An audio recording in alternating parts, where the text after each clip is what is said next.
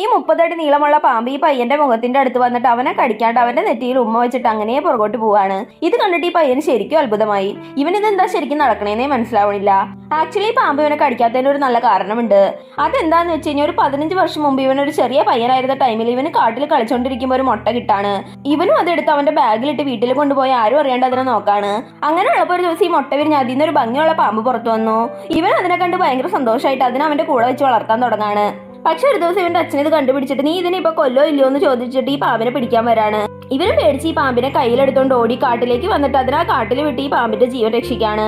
അവൻ ഇതിനെ രക്ഷിച്ചുകൊണ്ട് ഈ പാമ്പിന് ഇവന് ഭയങ്കര ഇഷ്ടമാണ്. അത് കഴിഞ്ഞിട്ട് ഇവന്റെ പിന്നാലെ ഇവന്റെ അച്ഛൻ കുറെ ആൾക്കാരെയും കൂട്ടിയിട്ട് ഈ കാട്ടിലേക്ക് വരും. വന്ന് നോക്കുമ്പോൾ അവിടെയുള്ള വെള്ളത്തിൽ നിന്ന് നിറയെ പാമ്പുകൾ ഈ പയ്യനെ നോക്കി വന്നുകൊണ്ടിരിക്കുകയാണ്. അപ്പൊ ഇവൻ രക്ഷിച്ച ആ കുഞ്ഞിപ്പാമ്പ് ബാക്കിയുള്ള പാമ്പുകളോട് ആരും ഇവനെ കടിക്കരുതെന്ന് പറഞ്ഞിട്ട് എല്ലാ പാമ്പുകളെയും കൂട്ടിയിട്ട് തിരിച്ച് വെള്ളത്തിലേക്ക് പോകും. 15 വർഷം കഴിഞ്ഞ് ഇവൻ വീണ്ടും ആ കാട്ടിലേക്ക് വരാണ്. ഈ പാമ്പ് ഇവൻ ഇപ്പോഴും ഓർത്തു വെച്ചിട്ടുണ്ട്. അതുകൊണ്ടാണ് ഈ പാമ്പ് ഇവനെ കടിക്കാഞ്ഞത്.